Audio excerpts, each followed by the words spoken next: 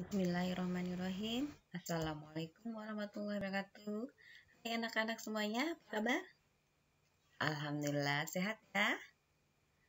Alhamdulillah, Ibu doakan semoga anak-anak semuanya sehat dan selalu dalam lindungan Allah Subhanahu wa taala. Amin. Ketemu lagi dengan Ibu. Oke, pinter, dengan Ibu Elitis Mayanti. Pada kali ini, Ibu akan membahas tentang letak, luas, batas, dan karakteristik wilayah Indonesia. Ini adalah mata pelajaran geografi di kelas 11 IPS semester Gasal.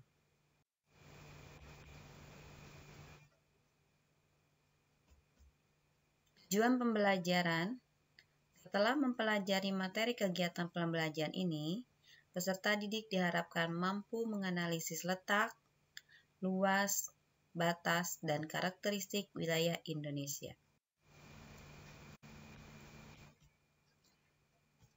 Dari gambar di samping, negara mana yang garis pantainya terpanjang di dunia? Ayo, ada yang tahu? Tik-tok, tik-tok. Oke, pinter, itu ada yang tahu. Terima kasih. Iya, betul. Ini adalah Pantai Kanada. Yeay, ada yang jawab betul ya. Pantai Kanada ini merupakan garis pantai yang terpanjang sedunia. Nah, baru yang keduanya adalah pantai Indonesia. Betul.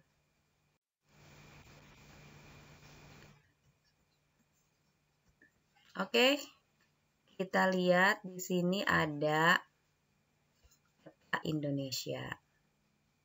Yang pertama, kita akan membahas tentang letak, luas, dan batas Indonesia. Letak Indonesia berdasarkan garis astronomis yaitu berada pada 6 derajat lintang utara atau LU sampai 11 derajat lintang selatan LS dan 95 derajat bujur timur, ya betul, sampai 141 derajat bujur timur. Itu adalah letak astronomis Indonesia. Ingat ya? Ingat dong. Ini kan pelajaran waktu SMP. Oke. Ibu ambil gambar ini dari www.kompas.com. Dengan letak astronomis yang berada di lintang rendah, yaitu sekitar 6 derajat lintang utara sampai 11 derajat lintang selatan, maka dampak yang terjadi di Indonesia terhadap iklim adalah 1. Memiliki iklim tropis yang disebabkan oleh intensitas penyinaran matahari yang stabil selama rata-rata 12 jam per hari sepanjang tahun. Jadi Indonesia ini terletak pada garis khatulistiwa sehingga menyebabkan terjadinya iklim tropis. Iklim tropis ini menyebabkan penyinaran mataharinya yang stabil. Ya, jadi rata-rata 12 jam per hari. Dampak yang kedua adalah rata-rata curah hujan tahunan yang tinggi, sekitar antara 2.000 sampai 3.000 mm per tahun. Meskipun tidak selalu sama, tetapi rata-ratanya sama antara kisaran 2.000 sampai 3.000 mm per tahun. Jadi dengan beradanya Indonesia pada lintang rendah menyebabkan rata-rata curah hujannya sangat tinggi.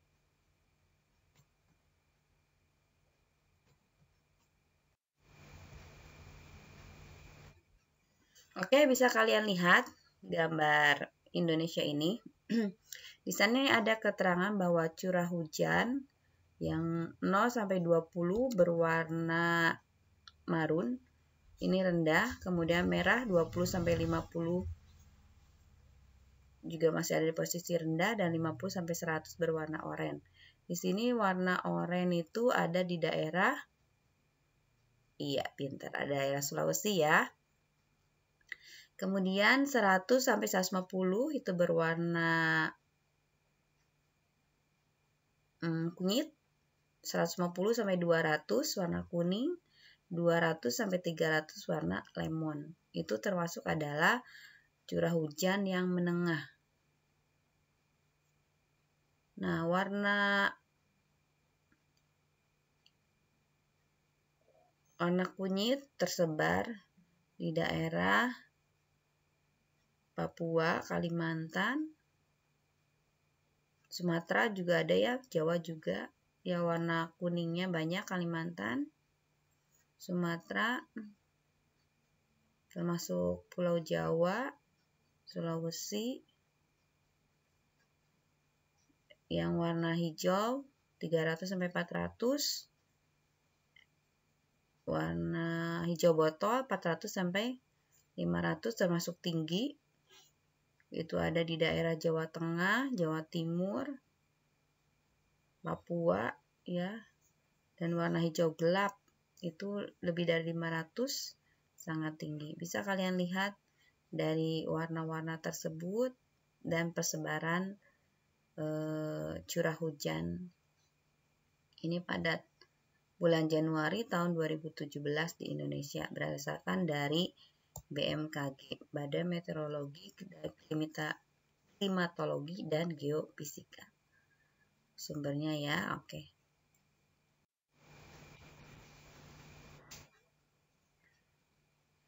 Dan dampak yang ketiga, dengan posisi Indonesia berada di lintang rendah, yaitu memiliki sebaran hutan hujan tropis yang sangat luas dengan luas sekitar 109 juta hektar. Berdasarkan WALHI 2003. Indonesia berada di bawah Brazil dan Kongo dalam kepemilikan hutan hujan tropis terluas di dunia. Hutan hujan tropis menjadi bagian penting dalam menjaga kondisi iklim dunia, sehingga disebut paru-paru dunia. Nah, mengapa Indonesia disebut paru-paru dunia? Karena memiliki hutan hujan tropis yang luas dan juga menjadi habitat dari puluhan ribu spesies flora dan fauna yang sangat beragam di dalamnya. Bisa kalian lihat gambar di bawah ini. Ada hutan hujan tropis adalah hutan terbesar yang ketiga di dunia. Yang pertama adalah negara Brazil, yang keduanya Kongo, baru yang ketiganya adalah Indonesia. 10% itu luas hutan hujan tropis dunia. Kemudian 10%-nya spesies tumbuhan, 17%-nya spesies burung, 12%-nya spesies mamalia, 10%-nya ada spesies reptilia dan amfibia, 25%-nya obat-obatan alami dihasilkan dari hutan tropis. Kemudian dari hutan tropis yang luas di Indonesia terdapat di Pulau Sumatera, Kalimantan, dan Papua. Jadi hutan tropis yang paling luas di Indonesia adalah Pulau Sumatera, Kalimantan, dan pintar, Papua. 97 juta hektar luas hutan tropis di Indonesia. Jadi ada 97 juta hektar ya. Indonesia memiliki 25.000 spesies tumbuhan dan 2.000 spesies anggrek tumbuh di Kalimantan. Meskipun hanya menutupi 2% daratan, 50% spesies tumbuhan dan binatang hidup di hutan tropis. Jadi, 1/5 air tawar dunia ditemukan di hutan tropis. Hutan membantu mengatur pasokan air tawar dan air minum. Oksigen yang kita hirup sebagian dihasilkan dari hutan tropis, meskipun hutan tropis berada di ribuan kilometer dari tempat kita hidup. Sangat banyak sekali ya manfaat dari hutan hujan tropis. Sedangkan dampak letak astronomis Indonesia berdasarkan garis bujur antara 95 derajat bujur timur sampai 141 derajat bujur timur menjadikan Indonesia memiliki 3 zona waktu, yaitu 1. Waktu Indonesia Barat atau WIB. Kayak iklan ini aja ya, WIB, waktu Indonesia belanja, bukan ya, bukan itu. Jadi WIB waktu Indonesia Barat termasuk GMT-nya plus 7. Kemudian yang kedua, waktu Indonesia Tengah atau dikenal dengan WITA plusnya 8. Dan yang ketiga, waktu Indonesia Timur yaitu WIT, GMT-nya lebih dari 9. Nah, bisa kalian lihat di sana ada garis merah merupakan batas dari WIB, WITA, dan WIT. Kota Cirebon termasuk Jawa Barat. Berarti kita termasuk ke bagian Indonesia Barat. WITA-nya terdiri dari NTT, kemudian Bali ya. Ada Kalimantan Timur, Sulawesi. WIT-nya berarti mulai dari Maluku, kemudian Papua. Jadi perbedaan antara wilayah WIB, WITA, dan WIT itu 1 jam. Dari WIB ke WITA 1 jam. Dari WITA ke WIT 1 jam. Tapi kalau dari WIB ke WIT berarti 2 jam. Oke. Contohnya saja misalkan kalian pernah study tour atau pernah jalan-jalan ke Bali. Biasanya di Cirebon waktunya jam 7 pagi dini hari, sedangkan di Bali sudah jam 8 ya.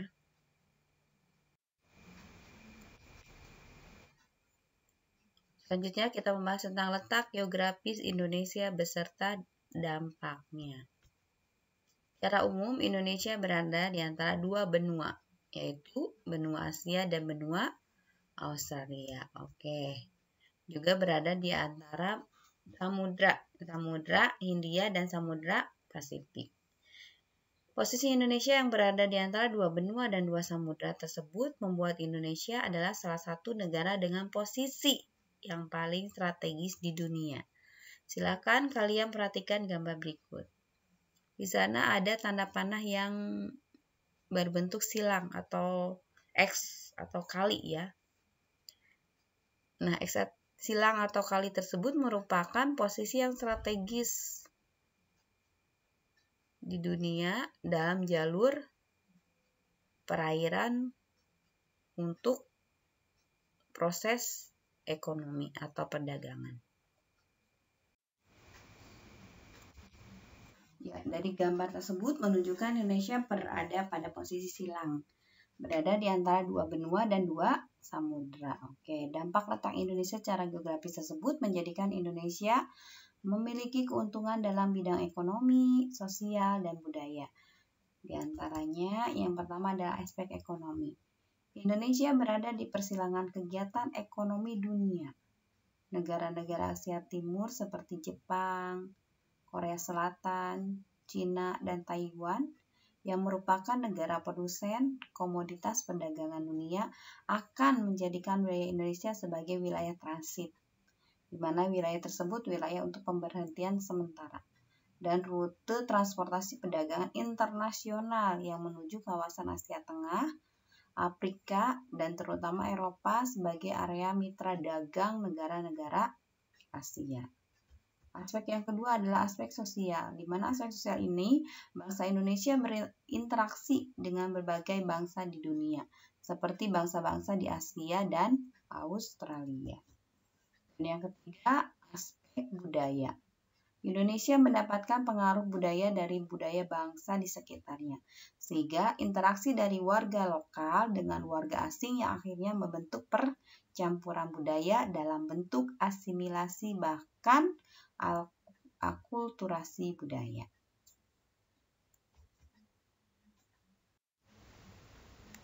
Bisa kalian lihat gambar Indonesia yang dilalui oleh jalur perdagangan dunia. Indonesia, jalur perdagangannya berwarna biru, ini letaknya strategis sekali ya. Bisa kalian lihat dengan yang negara Asia. Ke Asia juga lewat jalur Indonesia. Yang ketiga, luas wilayah Indonesia. Secara geografis, Indonesia terdiri dari beribu-ribu pulau. Makanya Indonesia dikenal dengan negara kepulauan. Luas perairannya yang terdapat dari laut teritorial, perairan kepulauan, dan perairan pedalaman seluas lebih kurang 2,7 km persegi atau sekitar 70% dari luas wilayah NKRI. Jadi Indonesia ini negaranya kaya dengan air, dikelilingi oleh perairan sampai 70%. Sedangkan daratannya seluas kurang lebih 1,9 juta kilometer persegi. Berarti daratannya hanya 30%. Oke. Di samping itu, zona ekonomi eksklusif Indonesia atau dikenal dengan ZEE seluas 3,1 km persegi menambah luas wilayah laut yurisdiksi nasional Indonesia menjadi 5,8 juta kilometer persegi. Yang awalnya ZEE 3,1 menjadi 5,8 juta kilometer persegi. Oleh karena itu, Indonesia adalah negara berciri maritim. Maritim berarti ciri khas dengan kelautan, laut atau perairan. Hal tersebut dilandasi oleh upaya menjaga kedaulatan juga pemanfaatan segala sumber daya yang berasal dari kemaritiman yang ada di Indonesia, demi terciptanya kemakmuran dalam kehidupan berbangsa dan bernegara bagi rakyat Indonesia. Untuk lebih jelasnya, mari kita perhatikan gambar berikut. Nah, ini adalah wilayah daratan dan perairan Indonesia. Yang berwarna biru itu merupakan perairan. Nah, batas dari perairan Indonesia ke negara berikutnya itu ada dikenal yang berwarna, ada yang warna hijau, merupakan garis batas unilateral. Tidak perlu kesepakatan dengan tetangganya. Kalau yang garisnya hijau, berarti ada batas yang akhir nih, yang di bawah Sumatera dan Jawa. Itu ada garis hijau. Kemudian garis merahnya sendiri itu juga ada di bagian Banda Aceh, kemudian daerah di atas Sulawesi. Merupakan garis batas hasil kesepakatan dengan tetangga. Kemudian ada juga garis putus-putus, itu di atas Pulau Papua. Merupakan garis batas klaim Indonesia. Masih perlu kesepakatan dengan tetangganya. Jadi di sana ada warna hijau juga merupakan batas dari ZEE, zona ekonomi eksklusif. Ada juga garis batas laut teritorial. Silahkan kalian perhatikan dulu batas laut Indonesia sampai mana saja.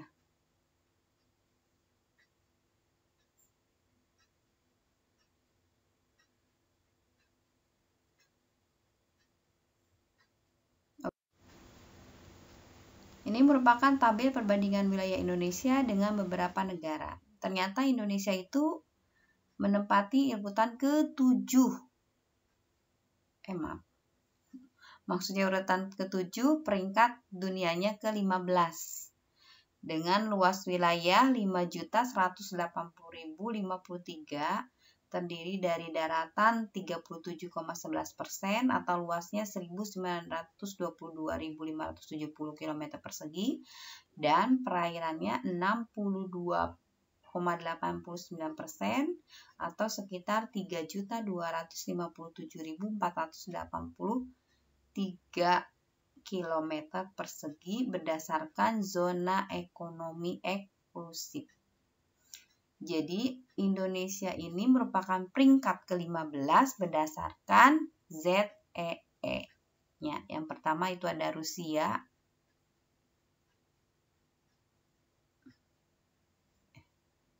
Dan berikutnya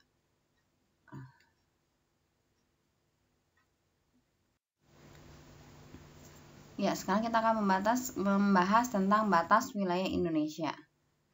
Ini adalah gambar perbatasan laut Indonesia. Berwarna ungu itu adalah perairan, kepulauan, dan pedalaman.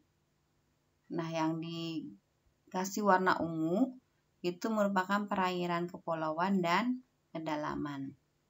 Di sana ada Laut Jawa, Aki 1, Aki 2, dan Aki 3. Yang berwarna krem, laut wilayah. Berwarna kuning ya, berwarna kuning. Batas yang agak nyambung dengan warna biru, zona tambahan. Selanjutnya berwarna biru dongker ZEE, zona ekonomi eksklusif, ditarik dari garis pantai 200 mil. Kemudian ada batas landas kontinen. Silakan kalian perhatikan dulu. Ternyata dilihat dari perbatasan laut Indonesia ini seperti ini ya.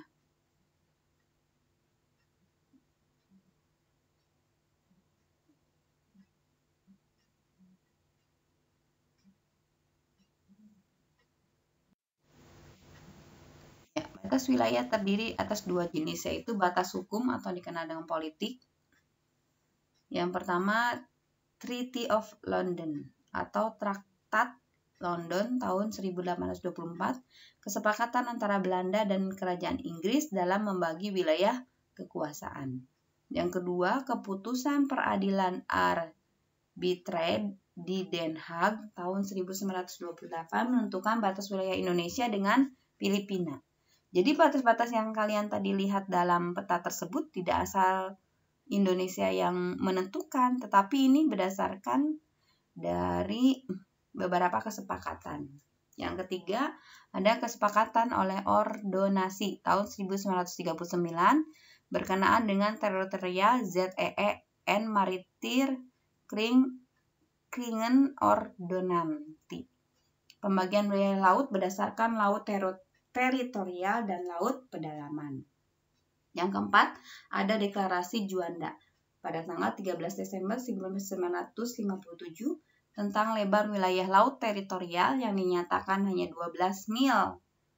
Kemudian deklarasi Juanda juga merupakan pernyataan kepada dunia bahwa laut Indonesia adalah termasuk laut sekitar, di antara dan di dalam kepulauan Indonesia menyatu menjadi satu kesatuan kedaulatan wilayah Negara Kesatuan Republik Indonesia. Yang kelima, ada Konvensi Hukum Laut Internasional tahun 1982, membagi jenis batas laut berdasarkan batas laut teritorial, batas laut kontinen, dan zona ekonomi eksklusif.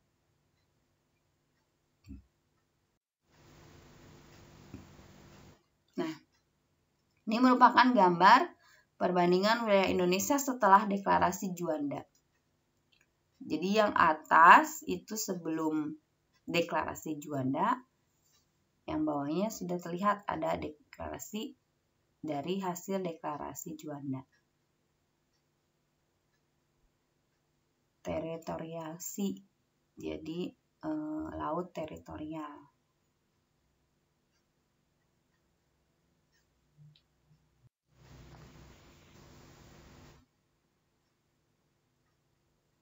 Penerapan batas hukum atau politik Indonesia dengan negara lain.